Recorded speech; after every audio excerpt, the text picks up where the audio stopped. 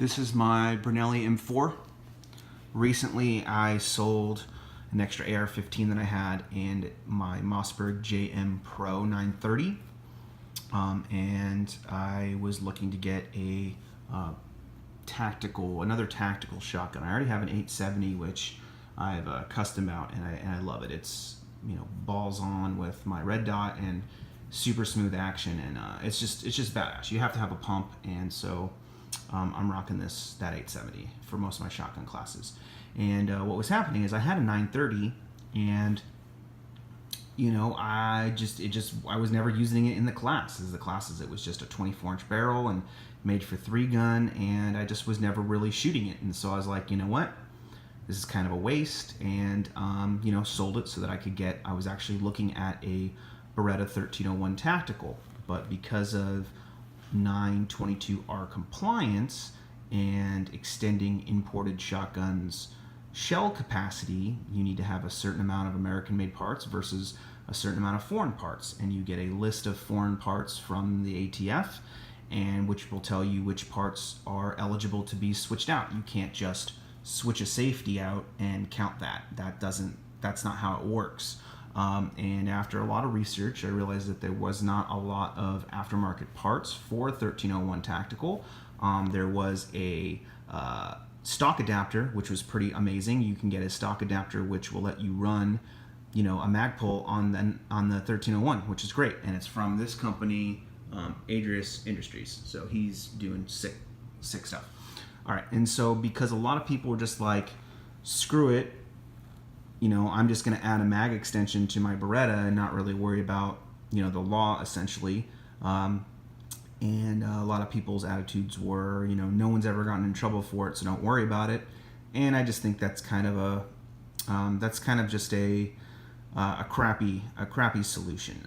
You know, it really suck if, you know, you hurt someone or something happened, and, you know, next thing you know, the police are involved in whether it was a gun going off or a home defense situation or something where you had to use the gun, and police come and, you know, essentially may or may not determine that you've put, you know, it's illegal because it holds more than 5 shells and it's an imported shotgun and you haven't met any compliance. That would suck, you know. Then you're really screwed with you're screwed. I mean, you could be really screwed for life with just something as simple as, you know, an AD, you know, somewhere. So that being said, I had a little bit more extra money than I was planning to, and I went with M4. It originally came with a pistol grip stock, like most of the M4s do, and I opted for traditional stock, mainly because I'm left-handed, and the way the safety functions, it's a lot easier for me to get around and function as safety. I do not like swapping my safeties, because then your gun is backwards, and if you ever want to use a friend's gun or someone wants to use your gun, you know, to shoot some stuff, it's different, and I don't want, you know, any accidents because I've 100% made my gun, you know, different than, you know, 90% of the other guns out there, and it's really not that big of a deal to train around it. I find that a pistol grip, however, takes a lot of the recoil and puts it into your hand, which is nice. It also makes it, for me, hard to manipulate the gun. Essentially, you're holding the gun like this, and all the weight is leaning forward, and it's just a lot harder to control the gun. When you're up here, you're really controlling the gun. Same thing with the Magpul one. You're really controlling the gun. It helps for reloading, and it's just a little bit easier for me to handle the gun. And that being said, it was really killing my hand. I was getting a big bruise on my hand, and you know, it was at the end of a class. You know, next thing you know, your hand's stiff and it hurts, but you know, no big deal on that end. So that's why I went with a traditional stock over the pistol grip stock. I'm running a Sniper Savvy sling on both my 870 and my M4. They run a Cobra buckle and snap hook, or QD for my 870 here. So what I did for the 922R compliance is I went with a Nordics Components full mag tube. And essentially you take a heat gun, you heat your receiver area a little bit for maybe 5 minutes, if that, and then you unthread the factory mag tube, and you just replace it with a full-length one. There's any number of full-length mag tubes that you can get for an M4, anywhere from this $80, I think, or $60 Nordic Components one that I got, up into like $300 titanium ones, which is just, it seems crazy to me. I feel like the weight you're going to save from a titanium mag tube versus a chrome or steel mag tube is so, I guess, I don't know. I mean, it just seems like it'd be such a waste. You're putting heavy shells in it anyway, so I feel like it's going to be kind of a wash when it comes to certain other aspects of it. So also I'm running a GG&G. It's got two sling points. I don't really know why. I don't know why you'd want to have your sling up here if you're running a flashlight. I feel like it would just interfere. So I run my sling at this lower hook, and excuse me. And I'll put my flashlight here, which is usually a Streamlight. I run a Streamlight on my 870, and it just fits right here. I feel like this is kind of the best way to attach a light and or sling mount to your M4, because why add a heavy barrel clamp when you don't need one? Why add it if you don't need it? And if I was going to add one, I would add the Nordic Components. I just feel like this is super strong. It's robust. It's clean looking. It's not super. It's bulky, but it's not super bulky. Like, it's only 2 screws, and then this is a QD attachment. They also make a pick rail attachment, but the pick rail is actually really soft aluminum, and it wound up chewing some of the edges. So I would just go with a QD mount if you're going to run that. So this is the GG&G for the M4. It replaces the stock traditional or bandolier style strap that comes with it, but this is a really easy solution to just get your sling and a flashlight. It's reversible to whatever side you'd like it to. This is also a Freedom Fighters Tactical OEM replacement, so this is a Made in America forend. It looks just like the stock one. You do have to do some fitting to it. I had to take a file and file this whole outside on both ends to really get it to fit without any issues, because what will happen is it won't seat the barrel. So you do have to do a little bit of hand fitting. It was not a big deal, and I had a rat tail file, which is kind of a pain in the ass. I wish I had a flat file, but I didn't. I only had a rat tail. So you grind it, and it's no big deal. And then you just, when you twist on your cap, you make sure that your barrel's seated. I also got a S&J hardware charging handle, and an S&J charging handle. I wasn't really going to get a aftermarket charging handle. But what happened was I was actually taking my first class with this, and I take this out, just to put in my bag so it doesn't just push up against it. And I guess when I, got it ready to go and I pushed it in, I didn't push it in enough, apparently. So after a couple of rounds, maybe 2 or 3 rounds, I looked down and my stock one was just gone. It was just gone. And I was like, okay, cool. So luckily I walked back about 25 yards and I found it right behind me laying in the dirt. So that was kind of a lucky thing for me. So I decided that I'm going to get an aftermarket one, and I'm going to keep the stock one, just as to have an extra part with me when I go to the range. You'd be surprised when you go and take a class how many people's guns just fall apart. Their barrel comes loose, or their barrel nuts hanging off, or their receiver jams up. And like I said in my other videos, it's just crazy to see the lack of people knowing their firearm. Whether or not you're an expert or whatever, but take the gun down, learn how it comes apart, clean it, and go have fun with it. But to just show up with a gun out of the box, not knowing its ass from its nose, and it just locking up on you is just kind of, it just seems like, most people are smarter than that. You don't just show up with something that you haven't shot and expect it to run, and wonder why the barrel's falling off, or wonder why the bolt's not charging, or wondering where the safety is and how do you release the slide and how do you release the bolt, and I get it. All that stuff needs to be learned, and I understand that. But if you're taking a level 2 type class, you shouldn't have to go through how to manipulate and charge your weapon. You should have a pretty good idea of it. If it was a introduction class and a beginner's class and intro to your first shotgun, okay, I get that. People don't know that. But when you show up to a range and you got all these rails and goofy stuff on it, like on my 870, I had this full length rifle rail on mine with flip up AR sights, and I went and shot it a couple times and took it down and did some other stuff and went, you know what, this is kind of crappy. This is just a crappy setup. It's a pain in the ass to take down. It's kind of stupid. It's heavy. It's bulky. And so I went back to something else. And now, now I have a system that really runs for me.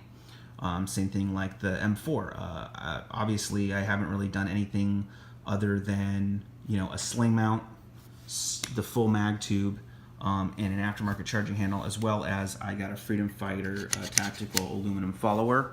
I would have loved to do the Derlin GG&G follower that I have in my Mossberg, but S&J Hardware is not American, so I needed an American-made one, and so I just got a green aluminum one from Freedom Fighter because it's made to the same specs, quote-unquote, as the M4, so no big deal on that.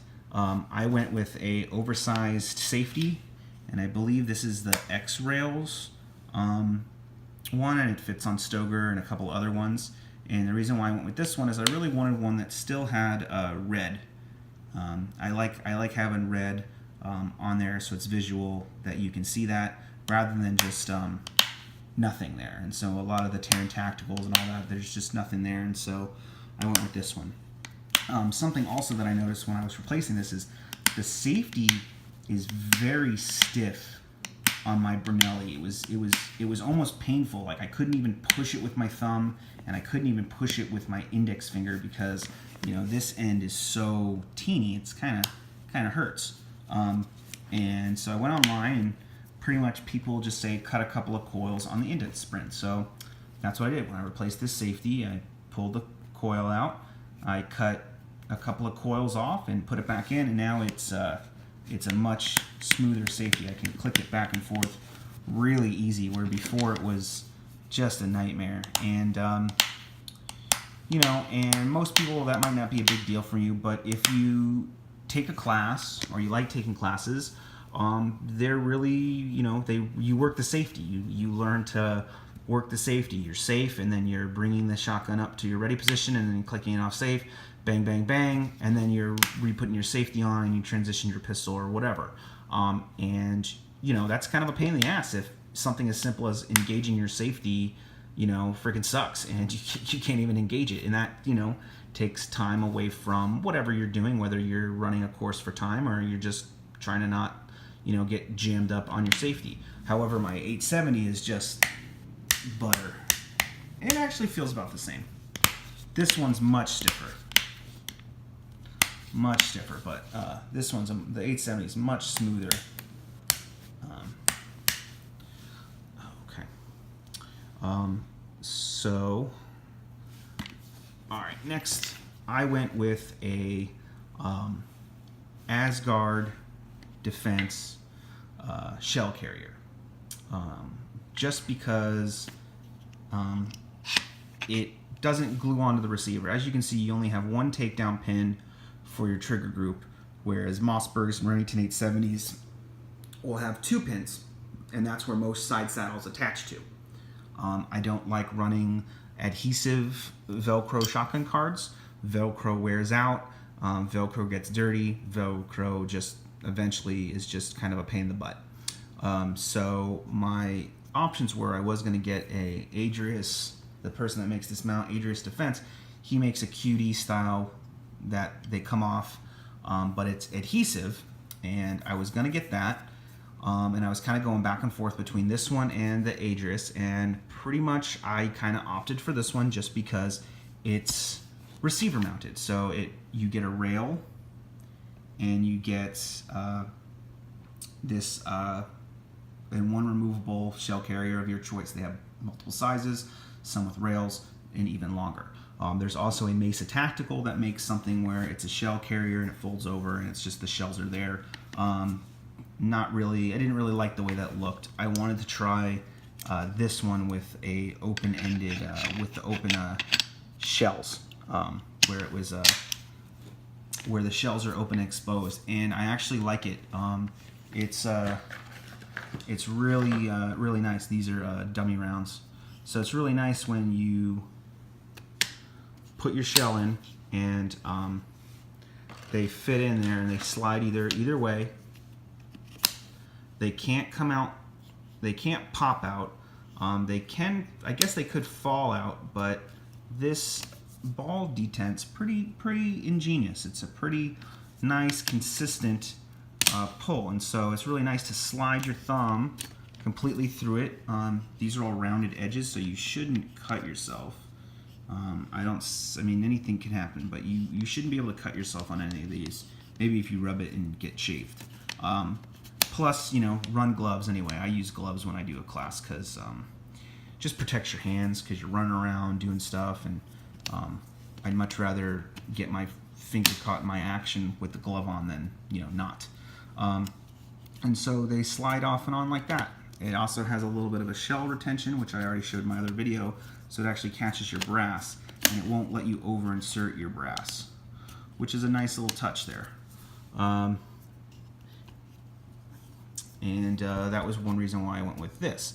I was torn because I was going to get a Scalar Works, I think it is, or something like that, and they make a flush mount co-witness with your sights for an RMR or a micro aim point, and that was kind of my plan, was to get the adhesive Adris Industries one, and then run a Scarls Works flush mount to co-witness the sights. I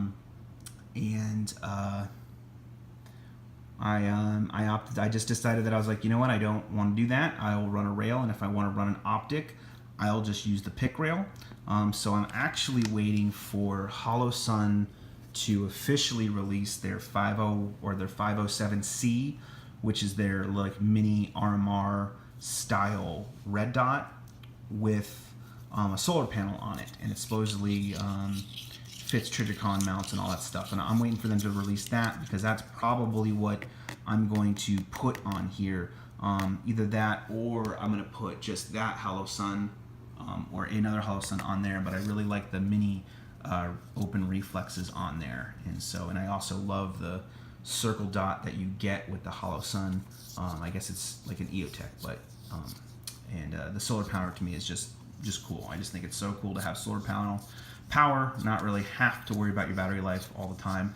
You know, at the very least, you're going to have some of a red dot, you know,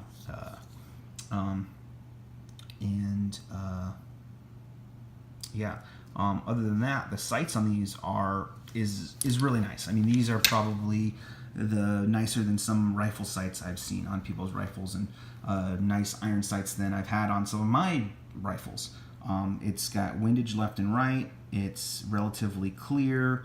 You could even do windage on the front sight post. I'm not really sure why you would do windages on this front sight post. That seems pretty crazy that if you can't get your windage left and right here, that then you need to do your windage up front. I feel like you got a real dicked up barrel or something, because that would seem very odd to me if you ran out of windage on the rear and you had to start doing windage on the front. That just seems something might not be right in that case, because why would you want your sight to be moving this way and then moving that way and that way, and or if having to shift the whole thing over, I guess maybe that makes sense, but that just seems like something's not right then if you have to do that much correction for the front and the back. I feel like you should be able to, most of the time, you could do just your windage in the rear. So I guess here's the other question. As I'm rambling here, do you get an M4 or do you get, say, a SPX Tactical Mossberg? And my answer to you is, you probably should just get a Mossberg. The Mossbergs are solid guns. Their takedown is as easy as the M4. Their cleanup is pretty much as easy as the M4. They get a lot more, the 930s get a lot more dirty in here because of where their gas piston is. You know, what I would do is I would actually just remove the stock magazine tube, go get that coated with like nickel boron or something, or some titanium nitrate, get it coated, and then thread it back on. You do that with a heat gun, thread it back on, and then you should have no issues cleaning. And that was an issue I had with my JM 930. And the JM Pro actually has a boron coated bolt, and I believe the SPXs have just a regular phosphate or whatever the black coating they use bolt. So it's even dirtier. But you get a lot of buildup on your mag tube because of all the gas just blowback on there as it cycles over the piston, and it was a pain in the ass to clean. I actually had to like buff it with you know, a buffing band. I had like a, you know, almost a fine grit sandpaper to kind of really break it up because it would build up so much. But yeah, I mean, you kind of, you know, I since I owned a 930, I wasn't just going to sell my 930 to get the SPX. I don't really like the SPX's sights. It's a rear sight that's just clamped on to the rail, which is kind of crappy, and the front sight post is massively taller than that one. But as far as function, the 930s function pretty much the same. They have the rat tail slash buffer system into the stock. When you charge a 930, it will automatically charge the next round. You don't have to do the whatever the, you know, the release the shell and then rack it to get your round in. Whatever reason that is, whether that's a sporting safety for like sporting clays, or whether that's just you can eject a live round without feeding a new live round in there. I don't know. I don't know why most Benellis and Berettas and some imported shotguns have this shell loading feature. I'm assuming it just has to do with just a safety feature where you can drop a shell, load it in, and then if you decide you don't want that round anymore, you can just eject that round, and now your gun is empty until you press your shell drop again, or you engage your trigger for it to cycle your action that way. So this is just a quick little look at my M4 here. I'm planning on beating the crap out of it. Probably gonna get a limb saver recoil pad on the back here. This one's pretty stiff, but found one that'll bolt right on. Alright, that's my M4. That's my 870. I did a video on my 870, and I decided to go back to the Magpul stock. The pistol grip one was just beating on my hand, like I explained earlier. It was hard to engage the safety for me being left-handed and not wanting to switch. And I actually loved this stock to begin with. I just wanted to see a pistol grip, how a pistol grip would work on it. And you know, the pistol grip's nice. I'm not gonna lie, I do like it. I may go to a pistol grip on both of these again. I may get the Mesa Tactical Urbino because you get a really nice length of pull, and I love the cheek riser that you can get with their stock, and it really helps when you're running an optic. I noticed I put a red dot on here just to see, and I noticed I have to run my cheek really high on here, which I don't really like. I really love riding my cheek low on my 870s. That being said, I have no need to, I'm not going to be getting a bigger action release. I'm left-handed, so I'm kind of always looking at it, so it's really easy for me to find. And that's about it.